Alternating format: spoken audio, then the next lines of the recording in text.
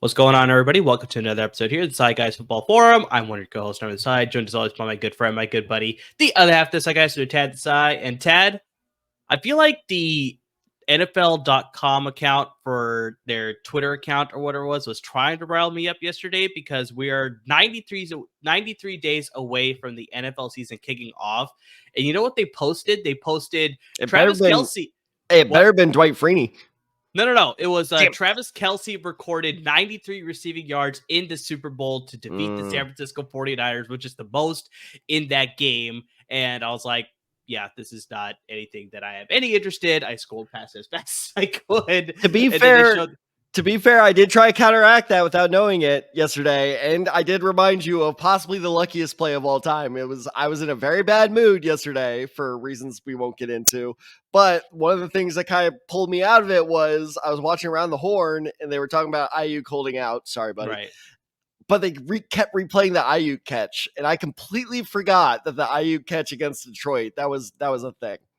Yeah, and it was so hilarious because I was watching that game at my house with my friends, and obviously we had the entire first half and the way that it went, and it was like, can the Niners come back? I don't know. I was trying to stay as optimistic as I could. I was like, they just need to make few small plays, and then they'll get themselves in. And obviously that play happens, and I was like, all right, this is exactly what they needed. Now they have a little bit of momentum on their side. And obviously, as they say, the rest was history where they were able to make the comeback and win that game to advance to Super Bowl. But just, yeah, immense, crazy concentration by Ayuk on that play. And yeah, really a big difference maker. Definitely a huge turning point in that game for sure for him to come down with that grab and obviously lead to them coming back and win that game. But let's all put that aside and let's continue with what we've been doing, Tad, for the last couple of episodes here. We've been doing our new head coaching deep dive history, especially giving it a fantasy spin. As always, fantasy football is right around the corner here. I know it's June, so we're coming into those summer months. This is when a lot of leagues start to have their, you get your renewal email that's like, oh, so-and-so has renewed your league for this coming year. So it's like a lot of excitement there.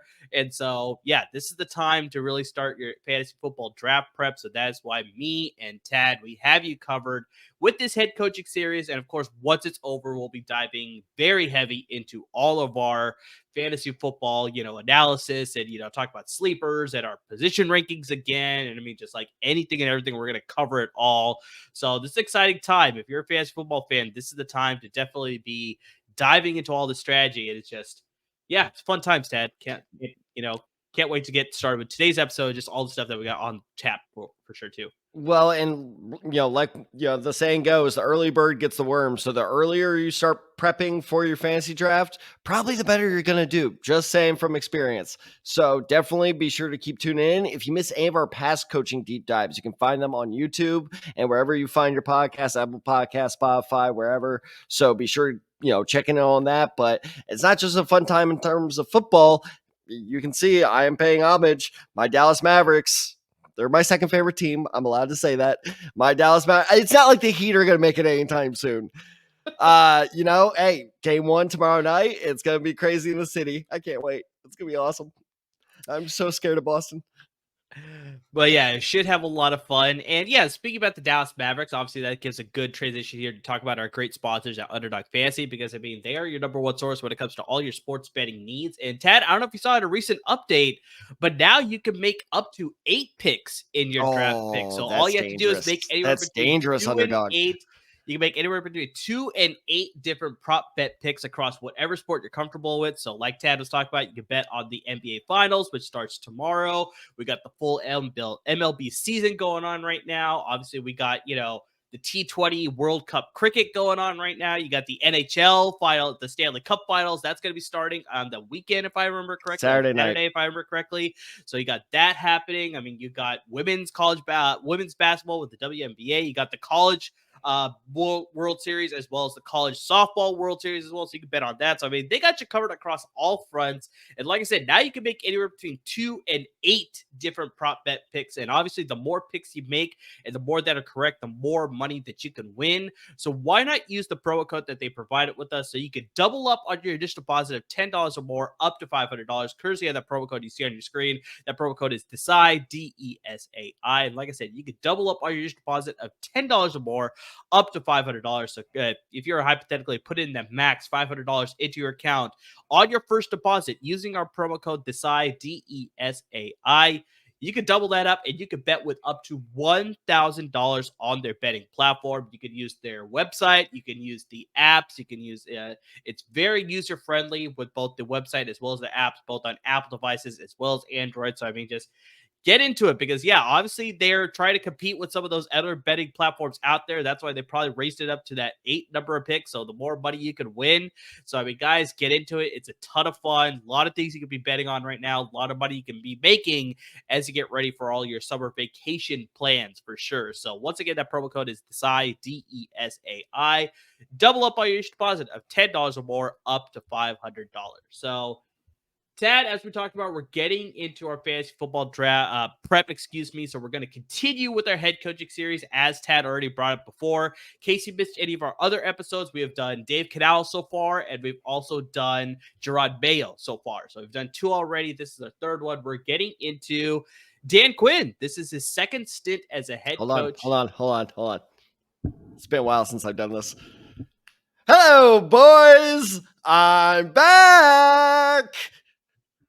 It took some time, and especially with the success that he had with Dallas, it's like you're a little bit surprised that it took a little bit as long as it did, but I know he wanted to stick around at Dallas with how successful the defense is. But we'll get into all of that, but just, yeah, he is now the new head coach with the Washington Commanders, replacing Ron Rivera, and yeah, as mentioned, this is his 2nd stint as his head coach in the NFL. But yeah, let's sort of jump back and look at how he got to where he is now. Way back. Yeah, we got an extensive history with this one. I think the only one that rivals Dan Quinn as far as my notes with, extensive coaching history would probably be Jim Harbaugh, because he had an extensive career as a player as well. So I think that led to a very long history for sure. But let's start with Dan Quinn here. We go all the way back to 1990. He was a defensive lineman with Salisbury University, Tad. And Tad, I'll give you $100 if you can tell me what the mascot is for Salisbury University. Okay, I know of it because my older sister played a lacrosse tournament there. They're like something like the Gulls or like the Seagulls or something, right?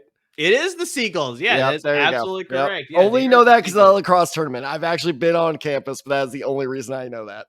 That is crazy. Okay, so yeah. See, Caitlin, all those lacrosse tournaments I was forced to go to have finally paid off. In a very weird way. In the weirdest way possible.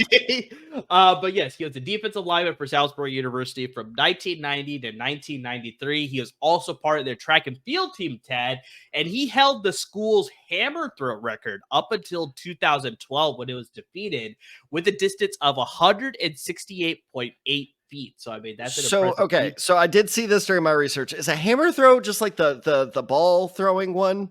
Is that what that is?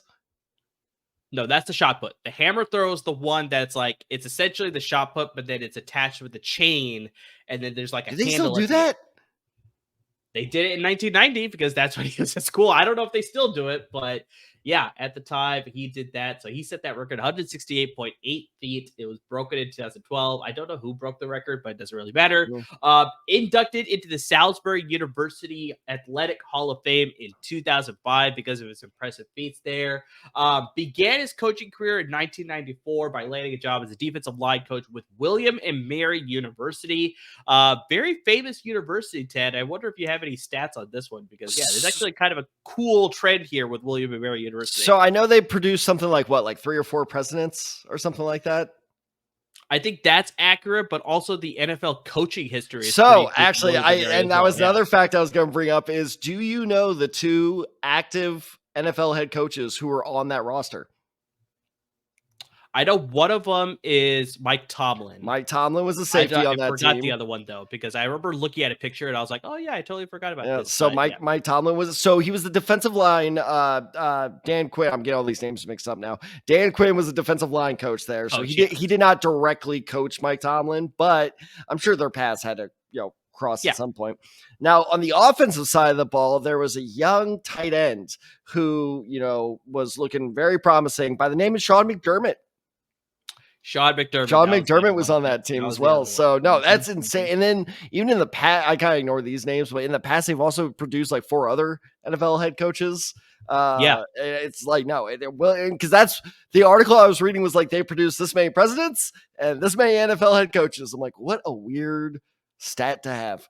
Yeah, weird crossover there. It's like presidents and NFL head coaches for sure. So yeah, he was the coach there in 1994. He moved on in 1995, took the same job with VMI, Virginia Military Institute. Then later in 1996, he went to Hofstra University, where he took the same position, held on to the job for 3 seasons through the 1999 season.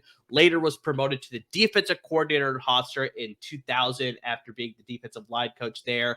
Then in 2001, he jumped to the NFL, where he joined Steve Mariucci's coaching staff in the NFL with the San Francisco 49ers. He is a defensive quality control coach with them, and then he got promoted to being their defensive line coach in 2003, held that position through 2004. And Tad, he was already starting to make his mark in the NFL, because in 2003, the first year that he was the defensive line coach, San Francisco was tied for the 4th most sacks in the NFL after being ranked 24th the year prior in 2002. So he was able to make some adjustments and really improve that defensive line unit with the San Francisco 49ers. So I meant to ask you this because I meant to look it up. I got lazy. I was like, hell no. When did you guys draft Justin Smith? Was Justin Smith a Dan Quinn guy? We didn't draft Justin Smith. Did you not?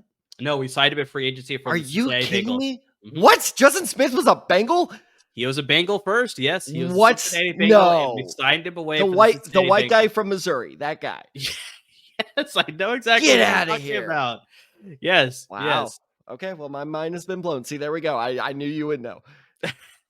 Yes, we signed him in free agency. I think it was 2008 is when we signed him, if I remember correctly. It might have been 2007, but yeah, we signed him in free agency, and that's how he joined the team. So we did not draft him. I thought that he was a lifelong Niner. Nope. That would have been great, but no, unfortunately, no, that's not the case. So after his stint in the NFL with the San Francisco 49ers, he left to take the same job with the Miami Dolphins as a defensive line coach for the 2005-2006 seasons. Miami had the 2nd most sacks in the league in 2005, and they had the 3rd most sacks in the league in 2006. He helped future Hall of Famer Jason Taylor win the Defensive Player of the Year award in 2006. And the big thing as to why I think, I don't know, maybe if this was the reason, but maybe this is attributed to part of the reason, but he joined Nick Saban's staff in Miami. So obviously Nick Saban left LSU to coach the Miami Dolphins, and then obviously went back and coached the Alabama Crimson Tide. But yeah, during his brief stint in the NFL, Dan Quinn was part of his coaching staff as the defensive line coach there. So maybe there was some connection there. I have no idea, but that's part of the reason maybe that he joined there.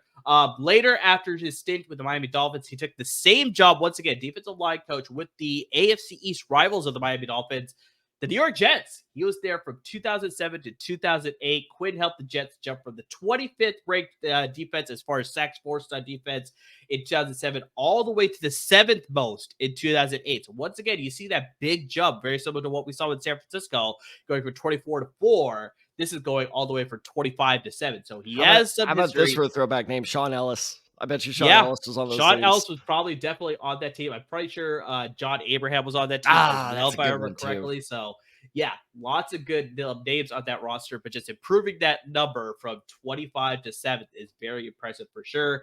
He left the Jets to then take his first job with the Seattle Seahawks. He was their assistant head coach under Pete Carroll from 2009 through 2010. He helped the Seahawks make a very similar jump as the Jets did, as they were tied for 26 in defensive sacks forced in 2009, jumped all the way up to 13. So not as huge a jump, but still a market improvement. We're going from, the 20s all the way to the 13. So very impressive jump there in 2010. Went back to the college level. This was where he got his first defensive coordinator job with the Florida Gators. He held that position from 2011 to 2012. 2013, the Gators were tied for the 20th in fewest points allowed. Florida was one of the 8 teams that allowed the less than 300 total yards per game that season. In 2014, the Gators allowed 5th fewest points per game in the FBS and the 5th fewest total yards in the FBS as well. So, I mean, Dan Quinn was already making a mark as a defensive guru, both at the college level as well as the NFL level. I mean, this guy was just very impressive. Jump back to the NFL. He was going back and forth, so he came back to the NFL, landing his first defensive coordinator job with the Seattle Seahawks. So he left the Seattle Seahawks to take the defensive coordinator job. First of all, sorry to interrupt again, but God bless his wife. That must have been so goddamn annoying. Like, just, okay, we're going from, what would you say, New York to Seattle. Okay, yeah, I'll follow you. All right, yeah, Seattle to Gainesville. Okay, no, never mind. We're going back to Seattle. Like, come on, man, make up your mind already. Yeah, it's quite a bit. It's quite a bit of traveling because, yeah, you have to remember that it was like he was at Salisbury, William & Mary. That's like up in the New England area. Then, yeah, you go all the way to Miami, go to San Francisco. Remember, yeah, that brief stint. So, yeah, he was crossing the country all over the place. So, yeah, bless his wife and his family. If he had children at that time, they just like, yeah, lots of moving, lots of stressful times probably, I'm sure there. But this is where it gets interesting because this is where I think a lot of people started to realize who Dan Quinn was because he landed with the Seattle Seahawks here for the 2013 and 2014 seasons. Instrumental in taking the Legion of Boom. They're already established, but taking the Legion of Boom to make them really that strong unit that everybody remembers as being a strong, one of the strongest defense probably the NFL has ever seen. Took that Legion of Boom to another level. The Seahawks became the first team since the 1985 Chicago Bears to lead the NFL in the fewest points allowed, fewest yards allowed, and most takeaways generated in the 2013 season. Seattle allowed only one 300-yard passer that all season. They had 11 regular season games where they allowed less than 200 passing yards per game, 200 passing yards in that game. This all capped off with a Super Bowl win over the record-setting offense that the Denver Broncos had that featured MVP Peyton Manning and his offense that set a record in points scored with 606 points. The Seattle Seahawks held the Broncos to only 8 points in the Super Bowl and also 306 total yards while forcing 4 turnovers. So, I mean, just very impressive stuff. I hated seeing this unit as a Niners fan. Like, I mean, I had to fix that. Well, and I hated it as a Peyton Manning fan. I hated that Super Bowl because I was like, that was the worst Super Bowl. It might honestly be the worst Super Bowl of my lifetime. I remember this specifically because my sister had just bought her house at that time, and she invested in cable because she was like, okay, we can invite people over and watch the game or just hang out or whatever. And I remember we were watching the Super Bowl at her house, and I remember it was like the first quarter, if I remember correctly, but Peyton Manning had that overthrow that went into the end zone and it resulted in a safety. I was like, okay, yeah, we're not watching this. And we ended up watching the Puppy Bowl for the entire Super Bowl. Didn't the Warriors every so often or whatever? But just, yeah, that was just, I can't watch this. It was like, yeah. Didn't the Warriors owner, like minority owner, make like $30,000 off betting the first play of the Super Bowl would be a safety? That would be news to me. I have no idea. Something like that happened. But no, I mean, that Super Bowl was so bad they never did a cold weather Super Bowl again. Not even that it was the weather's fault. I think they were just like, all right, this whole thing just was a bust. But no, and this has been a running theme over our past couple of hires is the player's coach. And I think you really looking back on Quinn's time coaching up the Legion of Boom, the LOB, it's very apparent because notice how, as you're about to get into, very quickly after he left to go to Atlanta, spoiler alert, the Legion of Boom fell apart pretty quickly because that was a lot of personalities to juggle. That was a lot of egos to feed. And he somehow did it for years. And it was really, really impressive. And also notice how a lot of the members of the Legion of Boom, I know Earl Thomas was a first round pick. But outside of that, most of those stars were not. Bobby Wagner was like a 5th, 6th round pick, something like that. Maybe a little. Richard Sherman was a 5th round pick. I think Cam Chancellor was like a 3rd round pick. Something I think like Browning was like a 6th round pick, if I remember correctly. So yeah, very not high investments. And yeah, for him to sort of turn that unit into what it was, I mean, that's just, it was already established, but this to take it to another level. And like you said, to the level of, I think, in 20 years, we're going to be looking back at it like, this was this generation's 85 Bears. There has not been a defense that heralded since then. Yeah.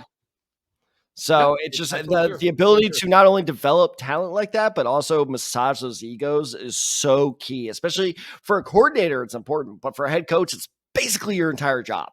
I was told this by a friend of mine who has worked in the NFL.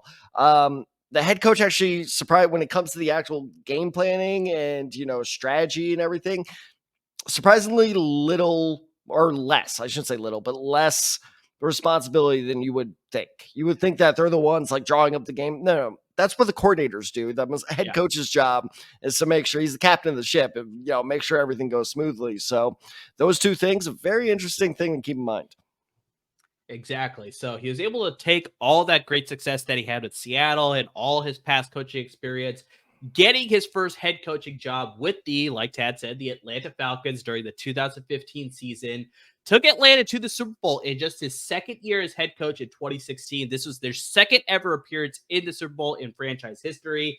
And unfortunately, famously surrendered a 28-3 lead in the third quarter, then to go into overtime, the first time ever in Super Bowl history, and ended up losing the game to the New England Patriots, further establishing the legacy that is Tom Brady. So, I mean, that was just, I don't know. Some people loved it. Some people hated it, whatever you want to call it. But it's not a good mark to have on your resume, is that you're the coach who led to that. And obviously you're the offensive coordinator who is now my head coach of the San Francisco 49ers to be a part of that too. So, but it did happen. In his 5 seasons as the head coach of the Falcons, his team ranked only once in top 10 in fewest points allowed and fewest total yards allowed. Both happened during the 2017 season. On the flip side, in those seasons, they ranked top 10 in most points allowed 3 times, and top 10 in most yards allowed 3 times as well. So, I mean, being such a, I think this sort of lays out perfectly what you said, Tad, where it's like, you're not in charge as far as like the X's and O's as much now. You're more just like making sure everybody's getting together. I think that was very much felt. Being the captain of the ship. And that, I think you can sort of see that there with that stat that just dropped, where it's just like, this guy had such an impressive defensive background. And then for his defense to not be anywhere remotely close to what we saw in previous years with his time during his time, in Atlanta, that sort of is very telling. That just like, okay, yeah, he didn't really have as much control over what the defense is doing as maybe you would think he would.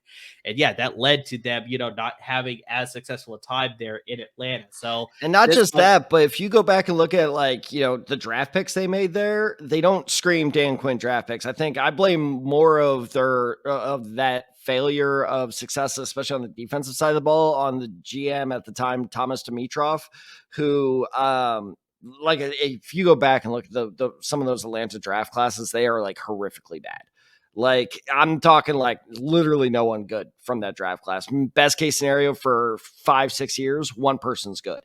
And that's not how you survive in the NFL. And I don't blame Quinn for any of it, because like I said, he has a very particular, if you look at his history, clearly he had Pete Carroll's ear when they were in Seattle. And if you look at the way Seattle drafted compared to the way Atlanta drafted, I don't think he had the decision makers' ears as well in Atlanta as he did in Seattle.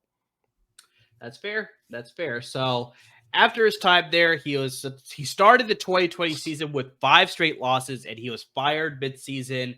Rest of the season was coached by interim head coach Raheem Morris, who is now the head coach of the Atlanta Falcons, which we'll get to in a later episode. But his overall record with the Falcons, Tad, was 43-42, and this doesn't include a 3-2 record in the playoffs. So very average at best, unfortunately, with his time there in Atlanta. He went back to being a defensive coordinator, sort of regaining his, ability to sort of be a head coach, hopefully regain that status again. So he was the defensive coordinator with the Dallas Cowboys, replacing then fired Mike Nolan in the 2021 season. Wow. Tad, this Cowboys defense was very, very good. It was very reminiscent of what we saw during his previous stints, obviously, with things that we saw back at college, obviously things with Seattle. We know why this guy got a head coaching job with Atlanta, because he has that defensive pedigree. And so we saw that with Dallas, where it's like the Cowboys finished 7th on defense in fewest points allowed, and they forced 34 turnovers, which is the ranked best in the NFL in Quinn's first season as DC there in Dallas. In 2022, the Cowboys improved to 6th in fewest points allowed on defense, and once again led the NFL in most turnovers forced with 33 of them. And then last season in 2023, maybe the best Dallas has ever finished, with the 5th in fewest points allowed, 5th in fewest total yards allowed, but dropped to 12th in most turnovers forced. Quinn was the recipient of the 2021 Assistant Coach of the Year award. And like I said, he's able to build that status again of like, okay, this guy really has the coaching pedigree. Maybe we just need to give him another chance. 3 solid years at Dallas. big market in Dallas. Obviously, we know the attention that Dallas gets. So it's like for him to have that type of success there, that's obviously going to lead to good coaching opportunities. And that led to him taking the head coaching job with the Washington Commanders, as mentioned, replacing Ron Rivera. So, yeah, long to get. You good? You need a breather. You need a breather. Yeah, you take you take a breather because a couple things on that. One, he's good when he makes Trayvon Diggs look like a superstar. That man is one of the most overrated corners in the league. He cannot cover man to man to save his goddamn life. But Dan Quinn turned him into a absolute superstar. Kind of the same thing with Deron Bland, where Deron Bland. I was like, nobody had heard of Deron Bland until Dan Quinn coached him. It was just like, okay, now who the hell is this guy? And he had like 5 pick sixes last year, like something insane like that. So no, he's still got it. Clearly, he's still got it. I think you and I both kind of pinpointed the problem in Atlanta is I do question how much control he was really given because you don't have a track record of improving bad teams that long. And then all of a sudden it just kind of falls apart for no good reason. But going back to one of the, I decided not to bore the audience with a quote I found, but instead I just found a fun little anecdote about him. So apparently in Atlanta, and they like this, the players thought this was hilarious, was once a week before practice, there would be like a mini basketball hoop in the team meeting room. Quinn would select one offensive player and one defensive player to go head to head. They each get 10 shots. And whichever player, missed the most, that side of the ball had to run sprints to start practice. Interesting. So, but that's kind of dumb, stuff that you see that all the time in Hard Knocks of like players love to goof around. It's a game at the end of the day. So I just thought that was a fun story. Also, I love this stat, especially because it makes fun of the Dallas Cowboys, including his time with Seattle. Dan Quinn has made 3 Super Bowls this century. That is, in fact, much more than the Dallas Cowboys, who have made 0 this century. Yeah, that is true. That is very, very true. And I'll take it every time it gives I bring down Dallas. I always take it. Sure. But yeah, so that is going to his extensive coaching history, a little bit of his playing history as well. But sort of like we talked about, I'm wondering just whether he's going to be able to sort of make that transition from being a really successful coordinator to now with his second stint as a head coach, whether he could sort of learn from his, failures in Atlanta and hopefully improve upon them to lead Washington. And hopefully, this new era with new ownership and obviously now a new quarterback and just all these changes going on in Washington that just let's see whether he can lead that charge and actually lead them to obviously become a more prominent team in the NFL again. Do you think that was like an insider trading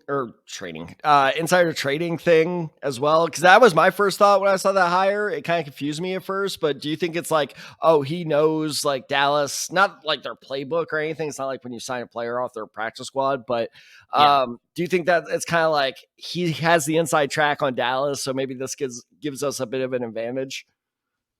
It could be because you have to look not just Dallas, but also the rest of the division too, because you're staying in the division. So it's like Dallas obviously played the rest of the division that Washington played as well. So it's like that's a leg up that you can obviously take advantage of. So it's like I don't doubt that they probably took that into some consideration for sure. But yeah, I think it's just like you have to look at his track record of just how successful of a defensive coordinator he was in Dallas. And also even before that, which obviously led to him getting that Atlanta job.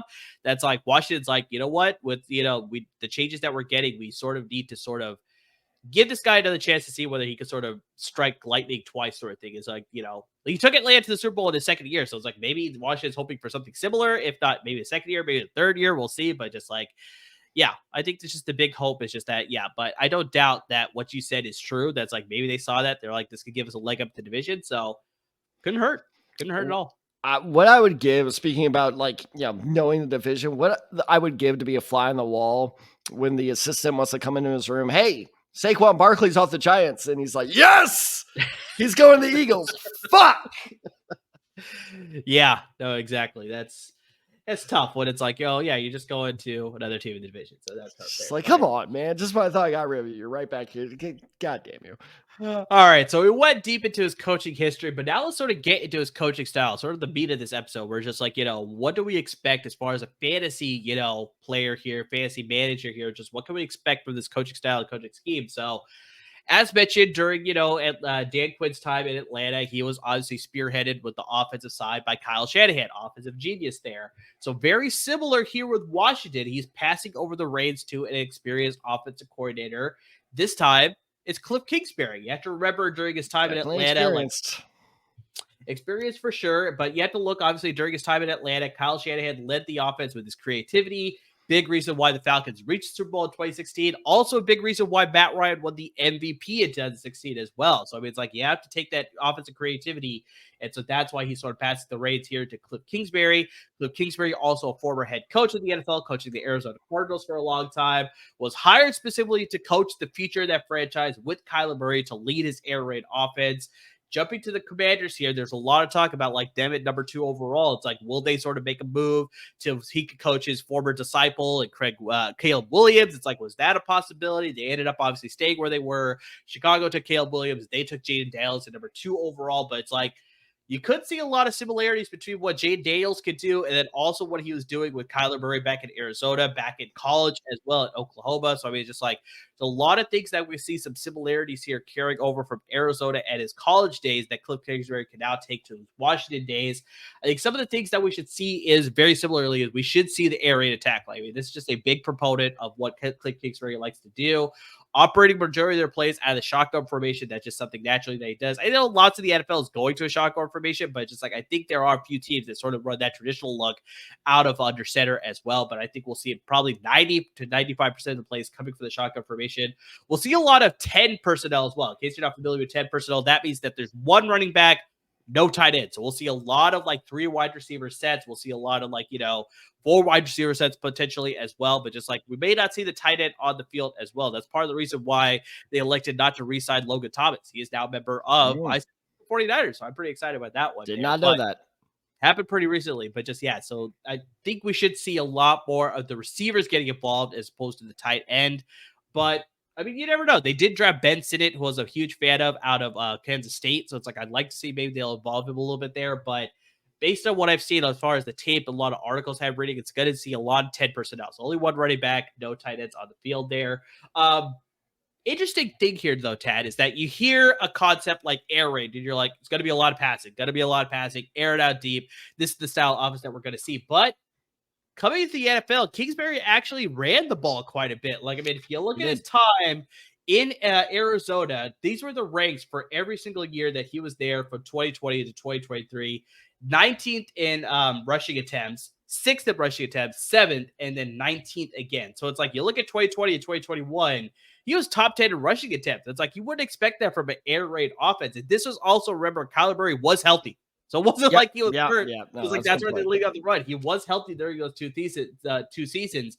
Then you also have to look at the passing attempts in those same years. So he was 18th in 2020, 18th in 2019, 15th in 2020, 18th in 2021, and then 4th in 2022. 2022 was when Kyler Murray was hurt, so he didn't start the majority of the season. So we did see a lot more passing because they had to come from behind. But just like, you'd really think that you'd lead the league in passing attempts more if you're running an air raid offense. But Kliff Kingsbury liked to run the ball out of shotgun formation. So it's like you wouldn't expect it. That's probably one of the reasons as to why you saw a lot of rushing attempts. It's like you see the shotgun formation, you automatically think it's going to be an RPO. It's going to be a passing situation. But here, he was actually running the ball quite a bit with James Conner, and you saw him establish himself, having a nice career there in Arizona. We'll see how that transitions, obviously, with Trey Benson being drafted in Arizona. Very curious how that shakes out.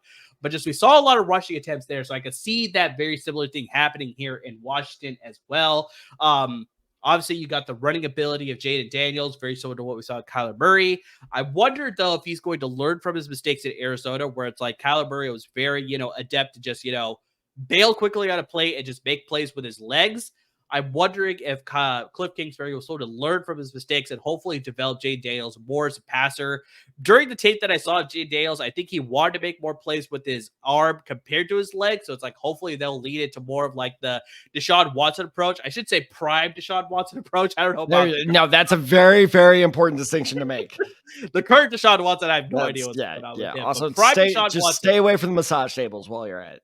Oh, God. But yeah, prime Deshaun Watson was very much a guy that wanted to make a play with his arm more than making a play with his leg, but he had the ability to make a play with his legs for sure. So hopefully we'll see more of that with Jayden Daniels here. I think Kliff Kingsbury will sort of implement that into the style of offense that they're running here. But honestly, Tad, I'm seeing a lot of what we're going to see in Arizona, which will translate to what we'll see here in Washington. But I mean, you tell me different. Is there anything that you're seeing here or any sort of, tidbits that you have discovered about what Kliff Kingsbury can sort of bring to this Washington offense? Well, first off, I have to give credit where it's due. Your lung capacity this episode has been phenomenal. It's quite a bit. Just Quite a very bit, impressive. so there's a lot to go. Yeah. That's truly incredible. I'm not capable of that. So good job, buddy. Let me take it over. You take a water break. Go, get a rest. So no, I'm really glad you brought up the running aspect of the offense, because that's actually a rabbit hole I fell down so much to the point where I realized by the time we're recording, I never broke down how this passing game is going to work. So we're going to ignore the passing game. That's fair. That's fair. Because it's really fascinating how different this running game is, and it's layered.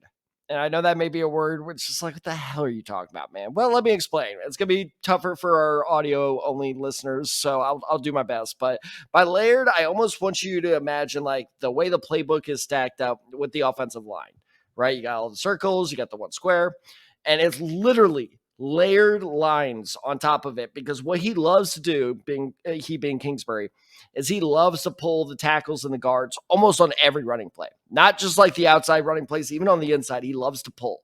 And so what's interesting about him, though, is most of the time when you pull, it's usually just one lineman, maybe two. If you usually pull two, it's, okay, these are the people you're blocking. But he does this really interesting thing where he will tell the guard to pull ahead of the tackle, which is pretty rare in itself. And then the guard basically has to read, kind of like a quarterback on an RPO, which I'll get into in a bit. Kind of like a quarterback on an RPO, guard has to be able to read, I'm going to block this guy. And once he picks a guy, the tackle then almost like seconds later needs to be like, okay, he took that guy, I'm going to go get this guy. And so it's a lot of just kind of like on the fly, like you need to make decisions like on the, like instantly for this to work. But when it works, it works. And so I found that really, really interesting. Also found what you said interesting of they are going to run a lot of stuff on the shotgun, but something he actually brought back into football was, and he did this at Texas Tech as well, the pistol. He brought the pistol formation back to the NFL, and they ran a lot of plays out of that formation. Now, what was interesting from what I could tell is most of the time when they were in the pistol, it was an RPO. Now, obviously Jayden Daniel has experience. I'm not saying he doesn't know how to do the RPO, but kind of what you touched on is I'll be interested to see. That's a lot of trust to put in a rookie, because a lot of the plays I watched with the RPO is very clear. Kyler Murray knew what he was doing. I actually felt bad. I was like, man, I've judged Kyler Murray way too harshly. I don't think he's a very smart thrower, but he is a very, very smart runner. So I'm like, okay, because a lot of his reads were just like chef's kiss, spot on. Like that was a great play, went for 30 yards. I don't know if I trust a rookie to do that. Now, on top of that, as you brought up as well, will the Kyler Murray injury scare Kingsbury into being safer, which I think it should, especially given, I know this is definitely not factoring in his, in his mind, but given the history of that franchise with the mobile quarterbacks, maybe you should, kind of take it a little easier with Jayden Daniel. So I think the run game, and this is why I fell so down this rabbit hole, is I think the run game is going to be a very, very big focal point of this offense. I don't think they're going to want Jayden Daniels to kind of carry it, because that was kind of the problem with Kyler Murray, right? Is there was a whole lot of talent on that offense. And so they're just like, hey, Kyler, can you do everything? And shocker, the 5'10" guy can't do it. I don't blame Kyler Murray. The more I kind of got familiar with Kingsbury's system, it works if you have talent. But the problem is the Cardinals haven't had any talent since like 2010. So I think that it's going to be interesting, but this running game, I really think is going to surprise a lot of people this upcoming season.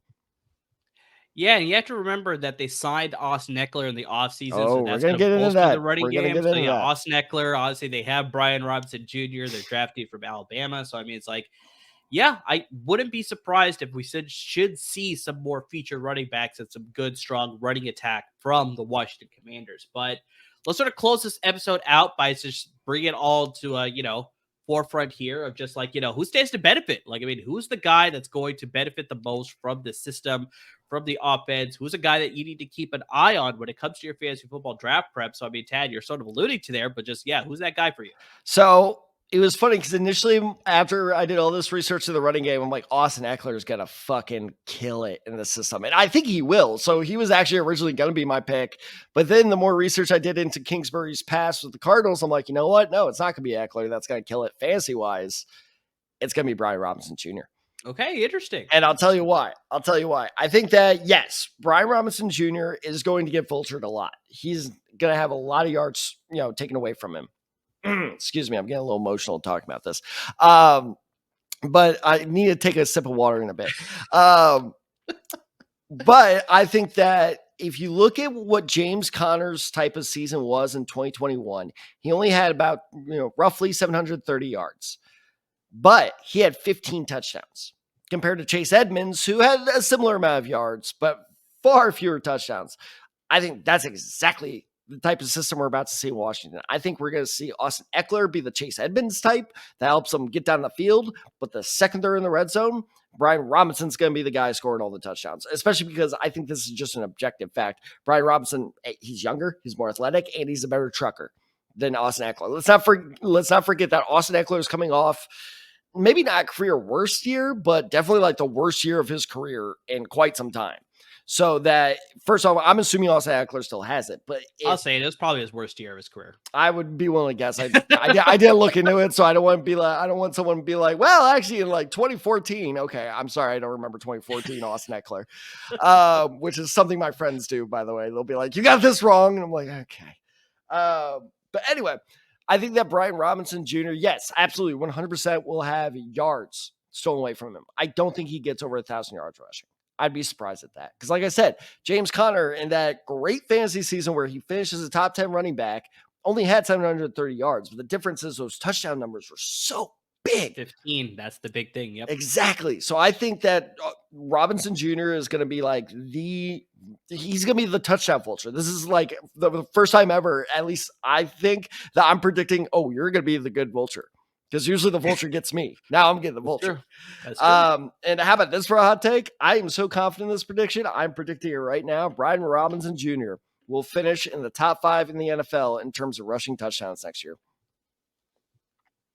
That's pretty bold. That's pretty bold. I'm riding with it. That's going to make an appearance in our bold takes episode.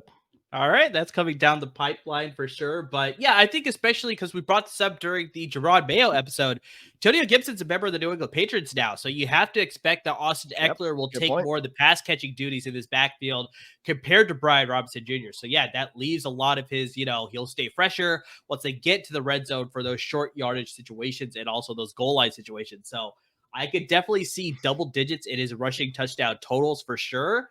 And yeah, that'll probably boost him and probably jump him into maybe top 25 territory for sure. So in terms of drafting, though, I think that unsureness, is that a word? Uncertainty is probably the better word. That's better. I was also thinking vagueness. Vagueness would have also been better. That would have been better too. Yeah. Man, it's not even late night Ted, and I still can't get this right. It's summer Ted. I think that's the thing. That's exactly what's happening. The uncertainty surrounding, who gets more carries, Ekeler or Robinson? I think it's going to kind of cost both their draft values. So I don't think Robinson will be there in the later rounds. I think he's a prime mid-round guy. But yeah, if you have, I would say, 2 or 3 running backs you feel good about on your roster, and you're like, all right, let's solidify this bench a bit, Robinson's the perfect guy to do it with.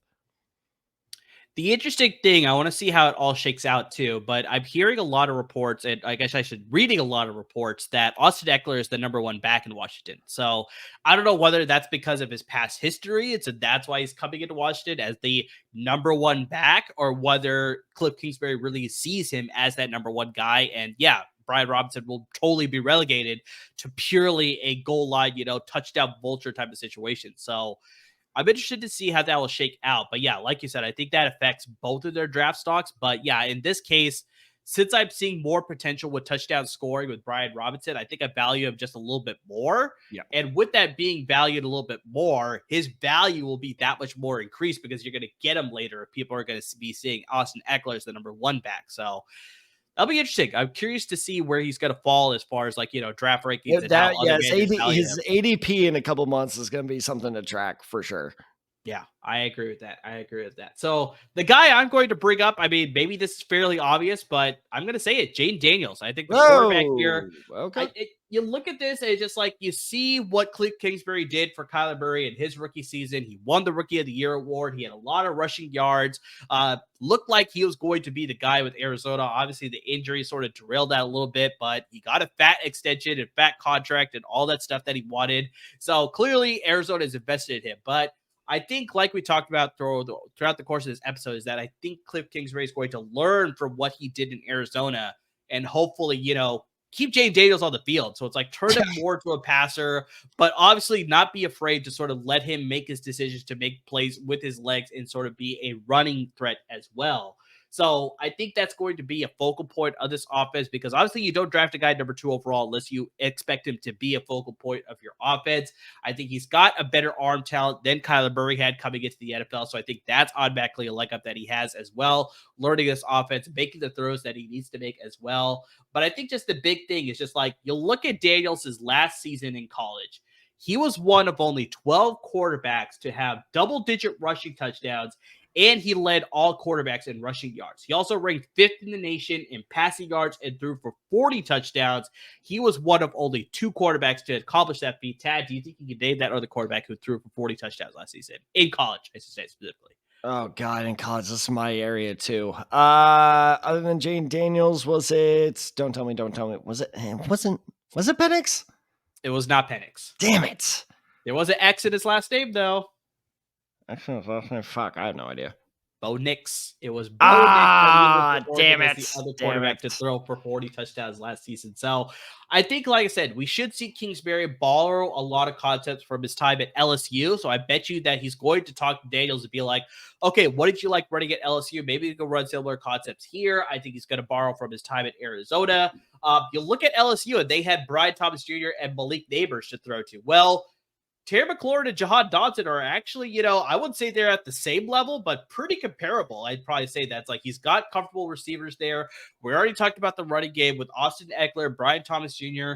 The only issue that I may have is just the offensive line is not as strong as probably what we saw at LSU. So that is exactly what I was thinking of while I was looking at like the run game scheme. I'm like, okay, so Kingsbury loves pulling these guards and tackles. All right, let's see what he's. Oh no.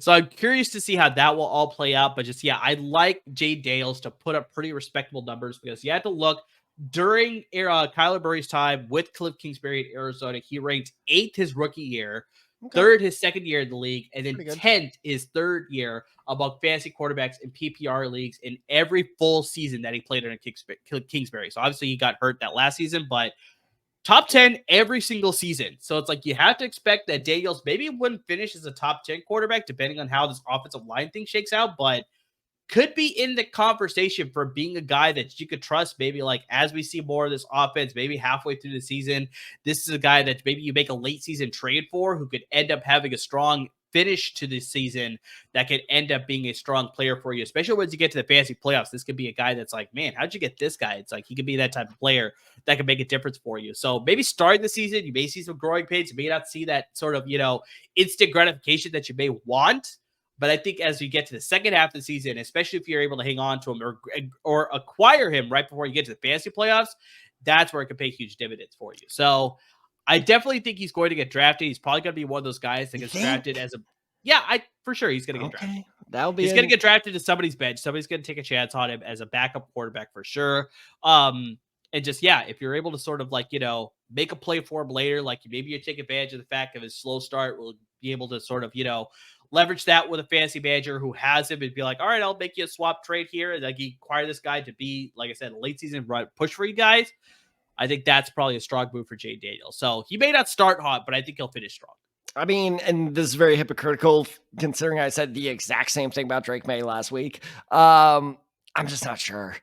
I just don't know. Of all of the big 3 and Caleb, Drake May, and Jayden Daniels, I have not the least amount of faith in, but pretty much the least amount of faith in. There's probably a nicer way to put that, but I'm just not even going to bother. Yeah. it's nothing to do with him. I even said at one point, I think I like him better than Caleb Williams, something I'm not backing off of. There are aspects of Jayden Daniels' game. And it's funny that you should actually bring this up because you said this at the beginning of the episode of Jayden Daniels is comparable to Caleb Williams. I said it on draft night, and I'll say it again. I think his deep accuracy is better than Caleb Williams. Which is a take I am very glad Alro skipped over. I was rewatching the draft stream and I'm like, oh, thank God that did not turn into a thing. But bottom line being is like, it's nothing against Jayden Daniels. It's just, again, with the system, with the personnel, that's the biggest thing. It's just the personnel. That's fair. Do you have the people around you yet? And no, yet.